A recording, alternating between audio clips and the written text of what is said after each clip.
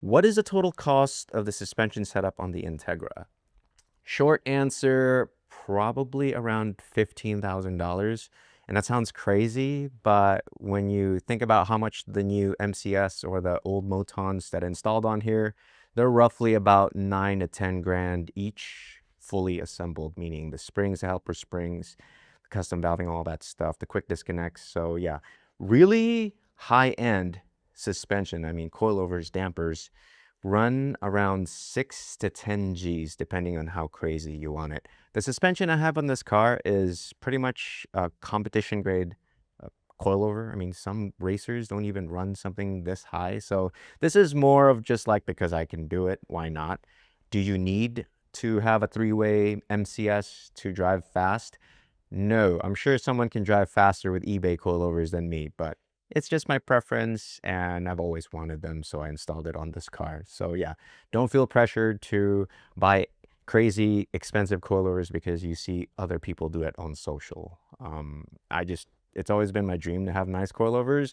And when you do drive on nice coilovers like the MCS, Moton, AST, or high-end Ohlins, it really makes the driving experience so much better because you can control everything about that damper. So high speed, low speed, your compression, your rebound, your preload, all that stuff, your valving, your spring rates, you can do all that. But if you buy just say an eBay coilover, Amazon coilover, or a coilover that you just found, or like even like entry level basic like Tanes, you really don't have the resolution of tunability in those types of entry-level coilovers. When you get to this type, two-way, three-way, four-way, you can pretty much do anything. So yeah, they go up in price like substantially. It's insane. So yeah, 15 Gs, that's including all my bushings from PCI, all the control arms, the sway bars, the coilovers, top hats, and all that stuff. It's about 15 Gs. And then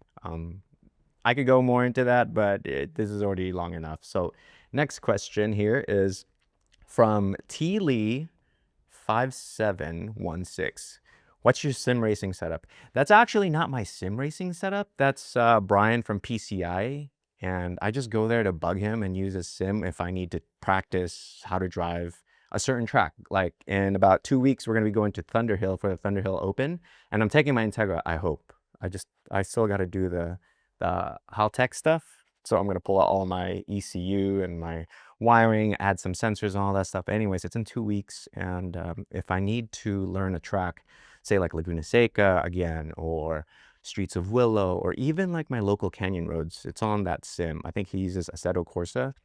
I don't know what setup he uses, but I remember him saying he pieced it together and it's about $15,000, which is not too bad because a legit sim setup probably runs you about that much. And I've seen them go as high as like 100 grand, you know, like the real crazy like F1 types. There are actually bars here in LA County or LAOC County that have sims and you can drive while drinking. Pretty cool and safe. And then MX5_XG says, when are we going to see build updates on your other Miata? I have 2 Miatas that I own right now. I've had 3, but the wide body one, which is under the covers back here in the red cover, that's my wide body Miata. And that's actually what started this channel, is called OMG Miata. And then I changed my channel to OMG Builds because I don't just build Miatas, I have my other cars, right? I'm going to be updating that car in the next few months. We have a new front bumper, new aero package, new rear subframe, Ford 8 diff with custom gearing, and then new manifold, new turbo, and all that stuff from Flying Miata. So there's a lot to do on that car, and I've pieced it together the last year. I literally have half a room full of Miata parts that need to go on that thing. So I'm trying to make some time to work on that car, but right now I've been working on the Integra because this is actually the car that I rip around on and or in, and it's just so fun making changes and then driving it and see the changes. And it's kind of like you get you just get stuck doing it, right? You drive, you're like, oh, maybe I need to change this, and you come back, you change it again, then you drive, and you do it again, do it again. The other cars, like the AZ1, the Mazda, Miata back there, my Porsche, I mean, they're pretty much done, and they're like cars and coffee cars on the weekends.